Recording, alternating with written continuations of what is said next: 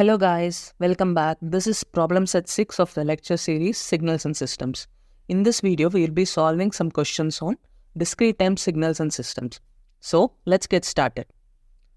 Question 1. Determine the values of P infinity and E infinity for each of the following signals. Okay, this is nothing but power and the energy, right? So, our first signal is x1 of n is equal to 1 by 2 whole power n u of n. So let us first try to plot and see how does it look like. So since u of n is there, x1 of n is going to be 0 for n less than 0, right? And at n equal to 0, it is having a value of 1. And then it just goes as 1 by 2 power n, right? And so on. So clearly we can see that its total energy should be finite because we'll get summation like 1 by 2 power n. And we know that this series will converge. So let's go ahead and calculate E infinity. So this is nothing but summation x1 of n mod square n equal to minus infinity to infinity. Summation n equal to minus infinity to infinity 1 by 2 whole power n u of n whole square, right? So this u of n we can take out and we can reduce the summation terms. So it will be from n equal to 0 to infinity 1 by 2 whole power 2n. Again this 2 we can take it inside. So we'll get summation n equal to 0 to infinity 1 by 4 whole power n. So this is our simple GP series, right? So the sum of this will be A by 1 minus R. And the condition is R should be less than 1. Here R is 1 by 4. So the condition holds true. And our A is nothing but 1 by 4 whole power 0, which is 1. So this 1 by 1 minus 1 by 4, which is nothing but 1 by 3 by 4, which is equal to 4 by 3. Okay. This is our E infinity. So if E infinity is finite, what about P infinity? P infinity is nothing but 1 by 2n plus 1 summation n equal to minus n to n x1 of n mod square and limit n tends to infinity. So we know that this denominator term will approach infinity. And this one is, we already found out here, it's going to be finite value, 4 by 3, right? It tends to infinity and this tends to 4 by 3. So its value is going to be some finite number by infinity, which is nothing but 0. So all finite energy signals are 0 power signals, correct? Or in other words to say is their power is going to be 0. Okay, so let us see the second subpart where we have x2 of n given by e power j into pi by 2n plus pi by 8. E power j into pi by 2n plus pi by 8. So for such signals, the energy and power are very easy to calculate. First, we have to observe that this is going to be periodic, right? So anyway, our energy will be infinite, but let us see them mathematically. Since we are taking mod, if we have mod of e power j theta and theta is real, then this will be equal to 1, right? Why is it so? We'll get this as cos square theta plus sin square theta whole root, right? Which is nothing but 1. Okay, that's how we get this 1 factor. So here, similarly, this also will be anyway 1. Irrespective of whatever this theta value is, this is going to be 1. So mod x2 of n whole square is also 1. So then what will be our E infinity? It is nothing but summation n equal to minus infinity to infinity x2 of n mod square, which is nothing but summation n equal to minus infinity to infinity 1 it's going to be infinite, right? Adding one infinite number of times will give you infinity. But what about p infinity? So let us see it. So we have 1 by 2n plus 1, limit n tends to infinity, summation n equal to minus n to n, mod x2 of n whole square. So this is going to be 1 by 2n plus 1, summation n equal to minus n to n, 1. So this summation is going to give me 2n plus 1. So this is going to be limit n tends to infinity, 1, which is nothing but 1 itself. So for any signal x of n of the form e power j theta 1 n plus theta 2, or any number of these things, right?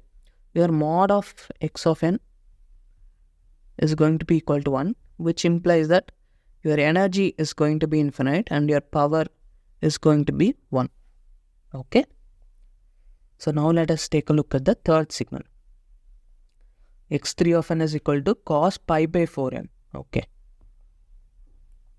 So see, x3 of n is equal to cos pi by 4n. So in this we can't do this, right? The mod is not equal to 1, right?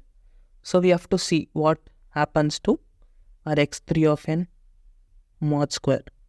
This is nothing but cos square pi by 4n, and we can write this as cos square theta, we can write it as 1 plus cos 2 theta by 2, right?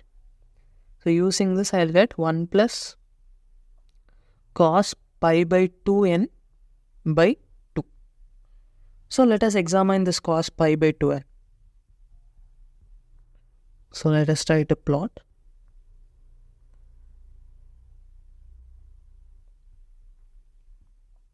So what will happen? At 0 what happens? It is 1. Cos 0 is 1. 1, 2, 3. Minus 1, minus 2, minus 3. At 1 what happens? Cos pi by 2 becomes 0. Again at 2 it goes to cos minus 1, right? Cos of pi will give you minus 1. And at 3 pi by 2 is again 0. Again minus 1 it is 0. Minus 2 it will be minus pi, which is again minus 1. And again at 3, minus 3 it should go to 0. So this is the nature of cos pi by 2n. So then what about the nature of 1 plus cos pi by 2n by 2? This is what we want. So we will have at 0, it is 1 plus 1 by 2, which is nothing but 1. And at 1 what happens? We will get 1 plus 0 by 2, which is half. And at minus 1 what happens? It becomes 0, right? So then at 3 what happens? 1 plus 0 by 2, which is again half. And at 4 it is 1 plus 1 by 2, so it will again go back to 1. Similarly on the left hand side we have at minus 1 it goes to 1 by 2, right? And minus 2 it goes to 0. Minus 3 it goes to again half. And minus 4 it goes to 1. So your energy E infinity is nothing but sum of this, right? Sum of n equal to minus infinity to infinity, x3 of n mod square. This is anyway going to be, so you will have infinite sums of 0 plus half plus 1 plus half plus 0 and so on. So this is going to be infinity. But what about p infinity? We can just consider one period since it is periodic, right?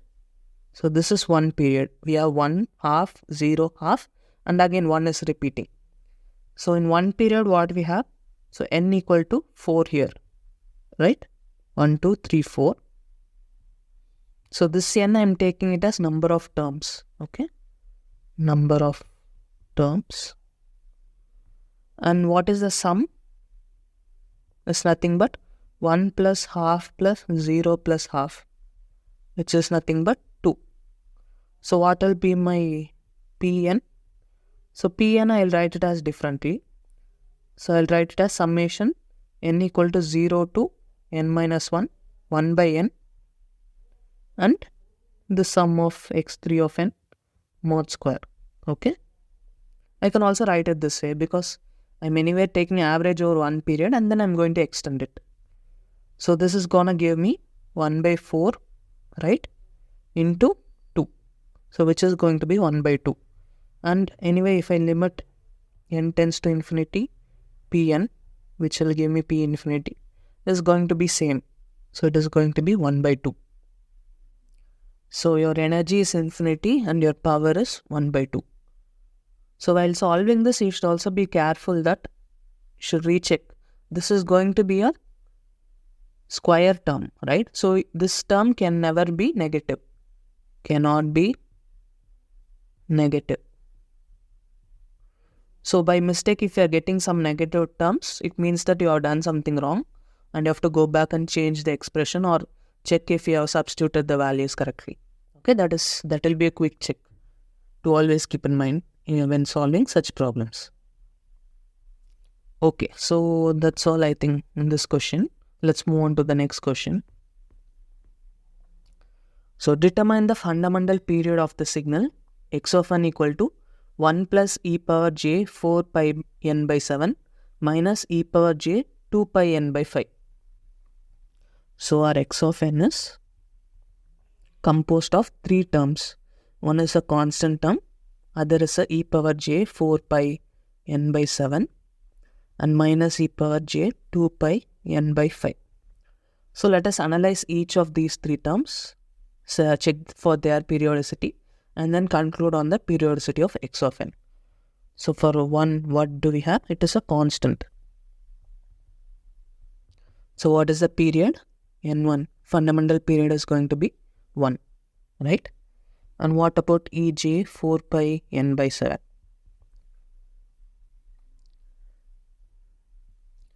So by looking at the signal only, you should be able to tell the fundamental period.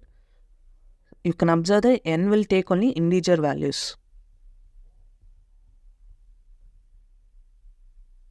And this e power j theta is going to be periodic for e power j something is periodic for 2 pi some m, right?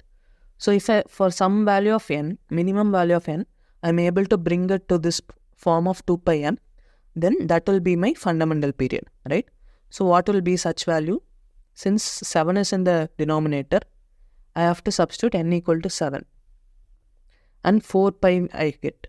So to reduce 4 pi, I have to either divide by 2, right, to get 2 pi. But you can see n is not integer here. So the minimum value of n such that it is an integer is n equal to 7. So this is how you solve it intuitively without going into substitution and other things. So now we'll also see by substitution what happens. So by substitution, what do you have? Your 4 pi n by 7. N into n plus n should be equal to 2 pi m for some minimum m, right? Should be 4 pi n by 7 plus 2 pi m, which means that 4 pi by 7 n should be 2 pi m. So cancelling these both, you have n is equal to 7 by 2 into m, and n should be an integer. N and m should be an integer, right? So what is the smallest possible value of m? So smallest such m and n are n equal to 7 and m equal to 2, right? Positive, smallest positive, because the period when we define it is always a positive value. So then this n equal to 7 we are getting. Okay, so for the period of this signal is n equal to 7. It's already here. Okay, now let us examine the third signal. So e power j 2 pi n by 5. Can you try to find the period of this by the method, intuitive method I just told? So first thing is you have to cancel the denominator, right? So your n should be some 5 into something. And then if you see, the numerator is already 2 pi when you substitute n equal to 5. So this is the minimum integer. So this will be the period, n equal to 5. So if you have to solve it by mathematically, you have to do 2 pi n by 5 is equal to 2 pi m. And 2 pi cancels, your n is equal to 5 into m. And minimum value of m is m equal to 1 and your n equal to 5. So this is the period. So n2 I'll say n3. So these are the periods, right? n1 equal to 1, n2 equal to 7 and n3 equal to 5. Okay, but this is the periodicity of the individual subparts of the signal, right?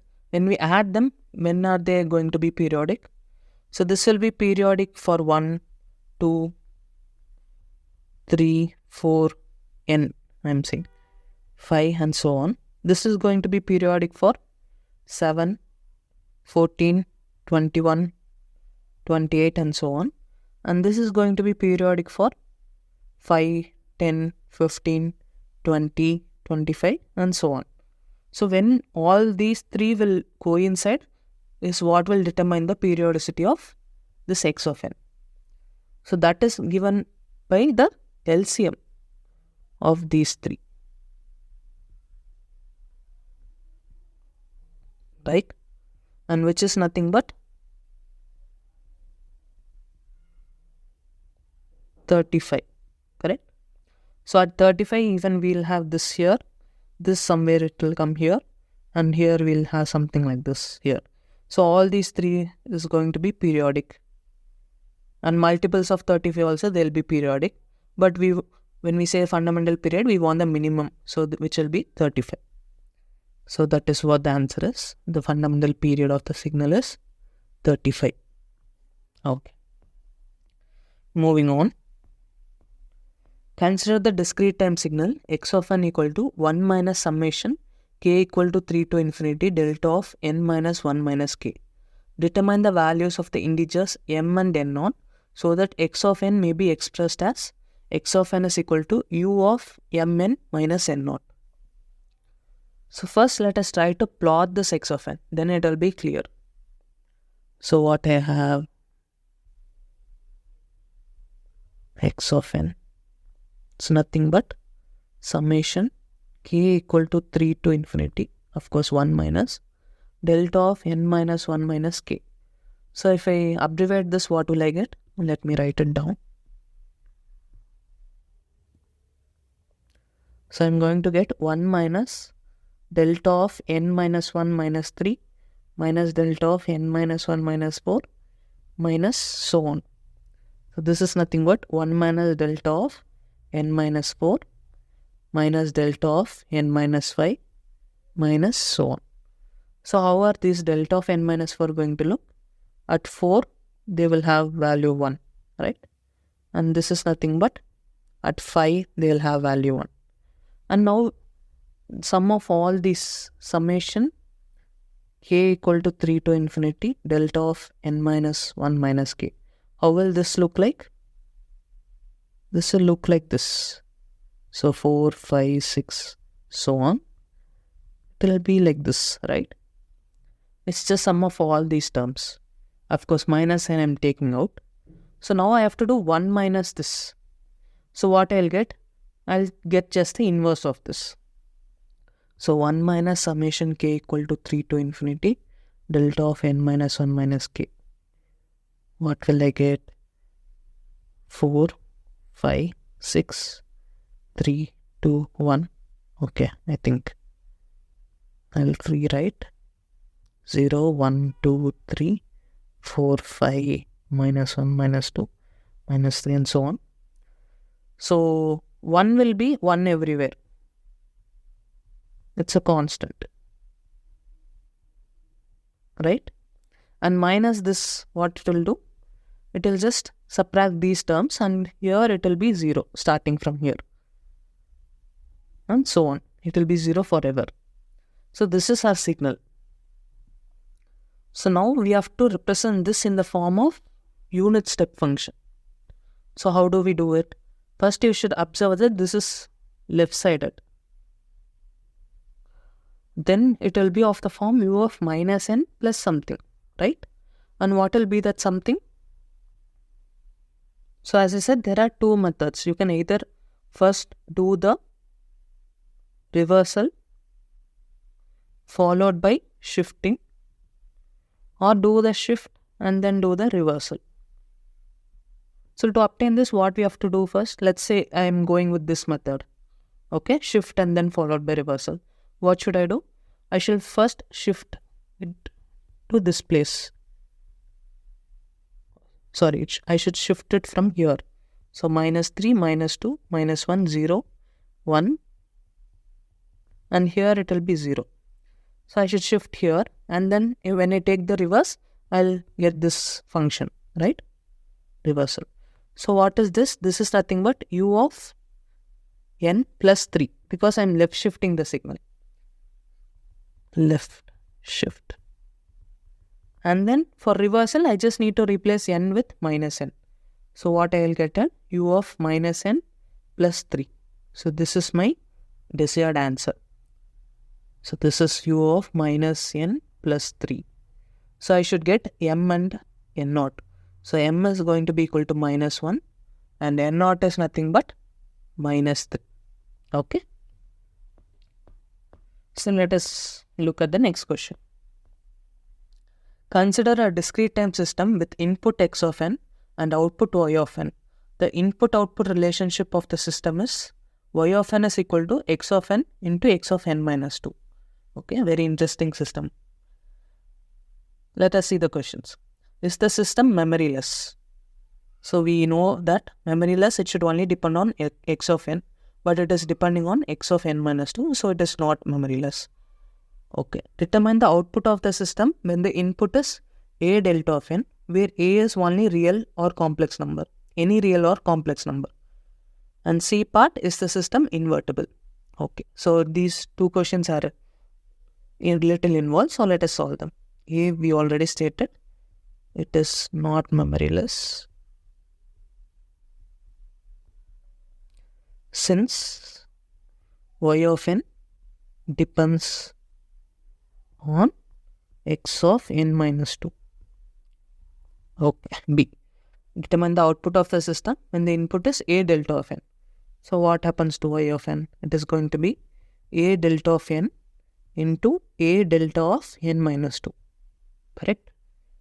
So what is going to happen? We will get a square, a delta of n into delta of n minus 2.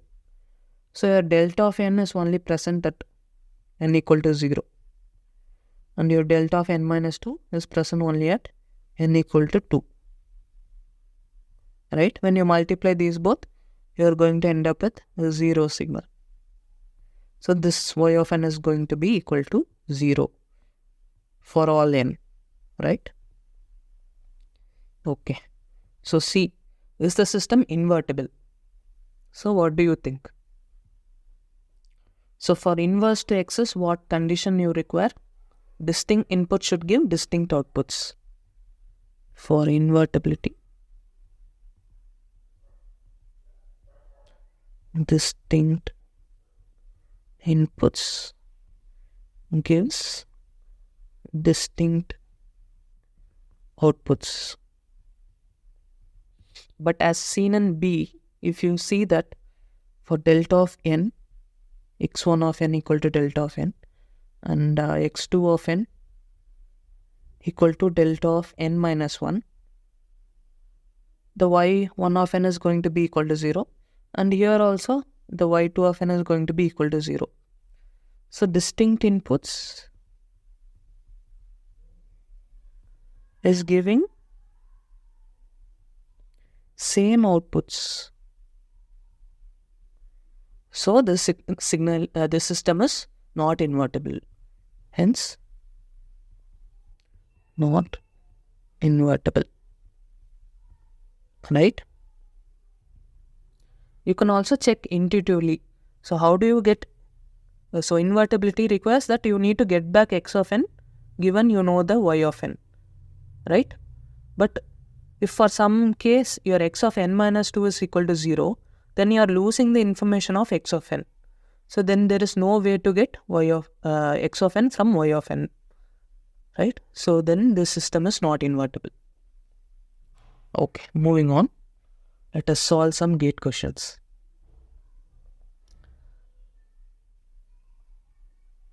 A discrete time signal x of n equal to sine pi square n being an integer, is periodic with period pi, periodic with period pi square, periodic with period pi by 2, or not periodic. So you should be able to answer this question just by looking at the question itself and without needing to solve. But for now, I will just solve, okay? So let us analyze the signal x of n equal to sine pi square n, okay? So we said that for any x of n equal to sine omega naught n, for it to be periodic, your omega naught should be a rational multiple of 2 pi. Correct? Why this is required? Because if you want this condition x of n plus n equal to x of n, then you want sine omega naught n plus omega naught n equal to sine omega naught n. And this is only possible if your omega naught n is equal to some 2 pi times an integer m. And this says that your omega naught is nothing but 2 pi m by n. And your m and n belongs to integers. So your omega naught is nothing but the rational multiple of 2 pi. But in this case, what is your omega naught? Your omega naught is pi square, which is nothing but pi into pi. So you should know that pi is an irrational number. So what it means? Your omega naught is not a multiple of what multiple? Rational multiple of 2 pi. Hence, this is aperiodic. Okay. So if you have the Wolfram calculator, you can try to plot this and see.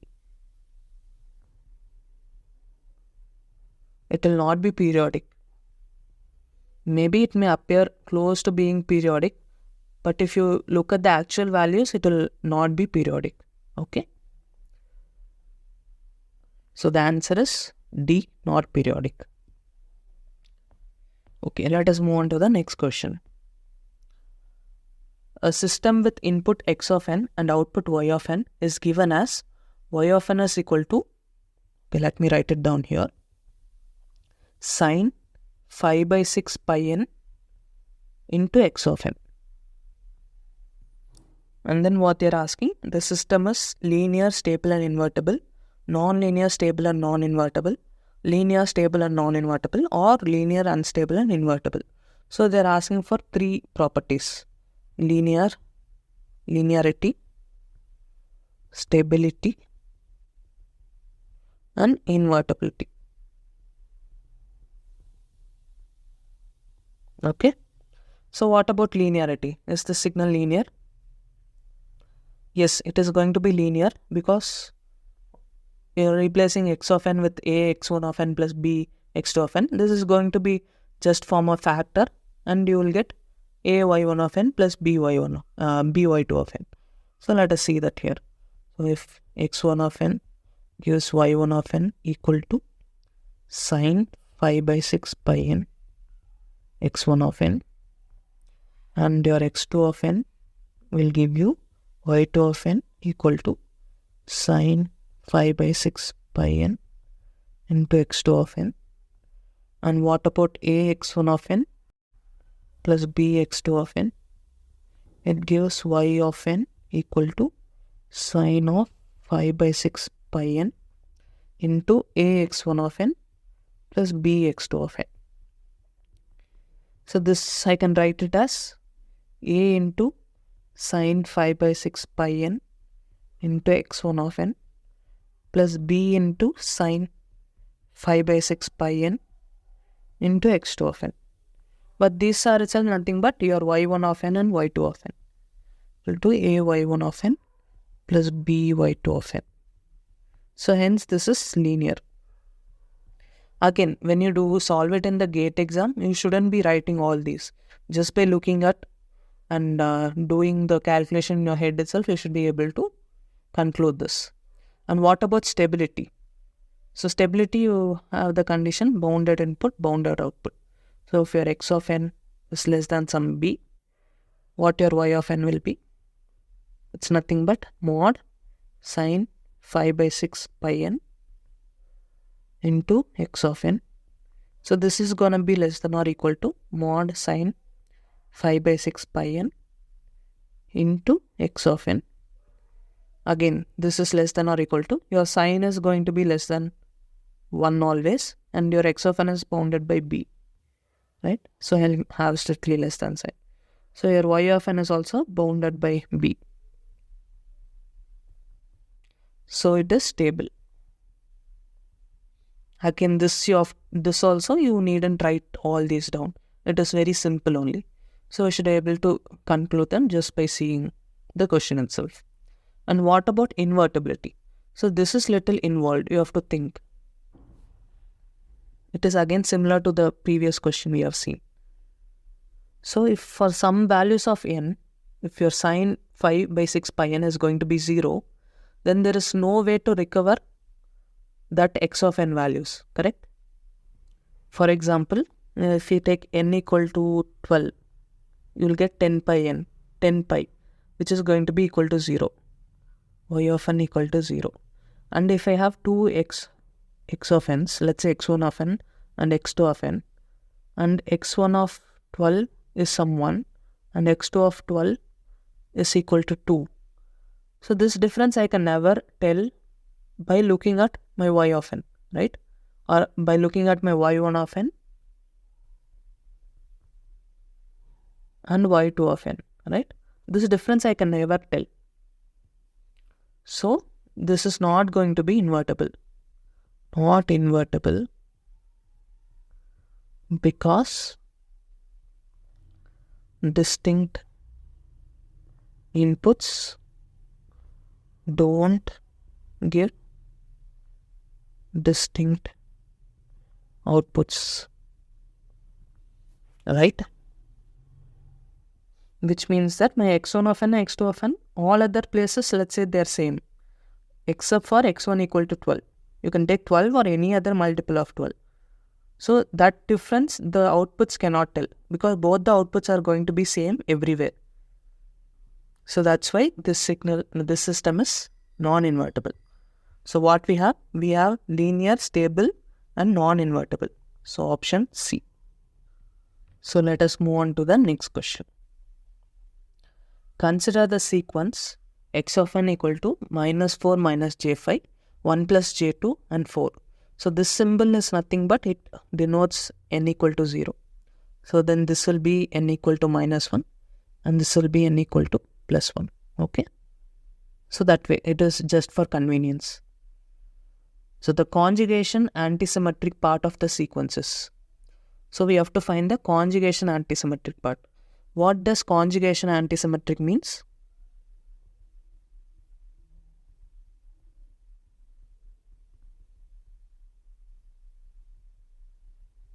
It means that your x of n is equal to x star of minus n. This we have seen while defining, right, in the theory part. So for this to happen, in what way should I structure that conjugation antisymmetric part? And if I write it in terms of, let's say this is CA, how do I define x of n in terms of this one? So if I take x of n minus x star of minus n by 2. So this will be my conjugate antisymmetric part. And my conjugate symmetric part will be x of n plus x star of minus n by 2. So if you see for this, your x antisymmetric is equal to x of minus n conjugate. And here this minus, sorry, here it is antisymmetric, right? So it is minus here. And here you will have the plus sign. So x, this is symmetric. So these are the two definitions. And if you add these both, this term will cancel and it will add up to x of n. So that is what they are meaning as conjugation antisymmetric part of the sequence. So we just need to find this. So let us see. So your x of n is going to be minus 4 minus j5, comma 1 plus j2, comma 4, and this is my origin. And what about my x of minus n? It's just this will come here and this will go there. Reversal. So I'll have 4, comma 1 plus j2, minus 4 minus j5. And what about this one? It's nothing but 4, 1 minus j2, right? And I have minus 4 plus j5. Now I have to get xCA.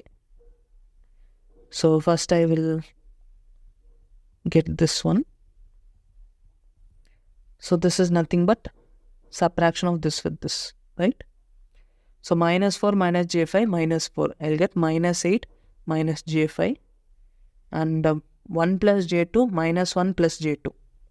I'll get j4. And here 4 minus of minus 4 plus j5. I'll get 8 minus j5, right? So now I have to find xCA of n, which is nothing but this by 2 divided by 2.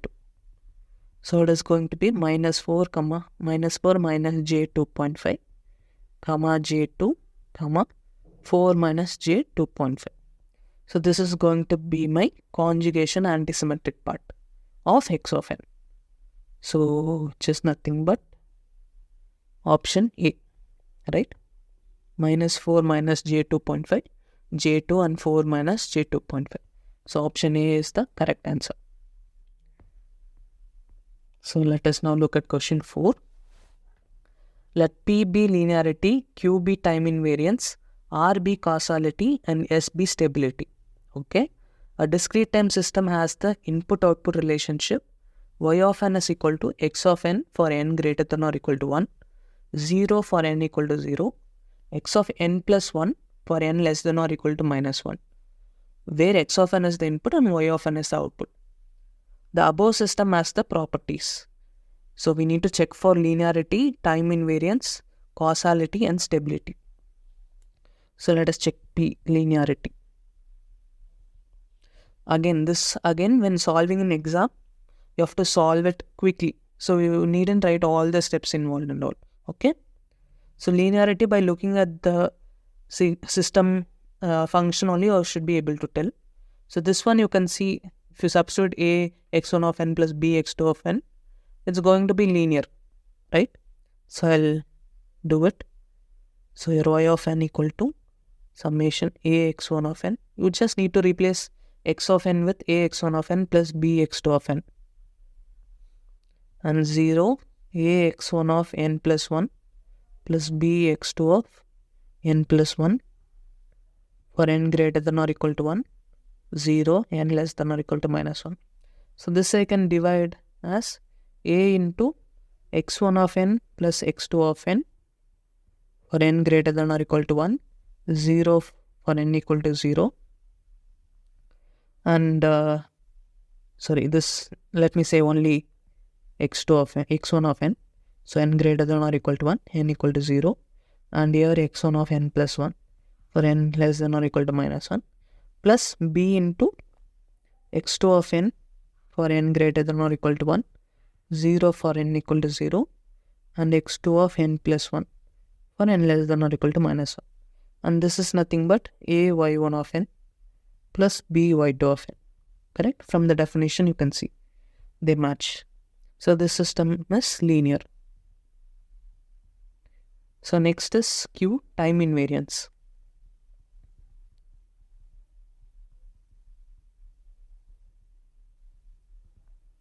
So you can see with the name only, time invariance. It should be invariant with time. But you can see there is some variance with time, right? So your y of n minus n naught, let's say. Let's first see from n itself.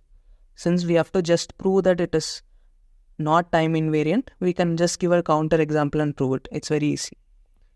So you have x of n for n greater than or equal to 1, 0 for n equal to 0, and x of n plus 1 for n less than or equal to minus 1.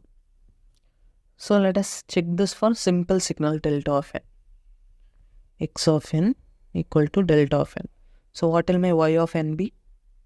It will be for n greater than or equal to 1. If you say delta of 1, delta of 2, it is going to be equal to 0. At 0 anyway it is 0. And for n less than or equal to minus 1, it is going to be delta of n plus 1. Right? So only at minus 1 it will be 1. And again it is 0 for n less than or equal to minus 2. So how will my signal look like? 0 at minus 1 I have minus 1, 0 everywhere.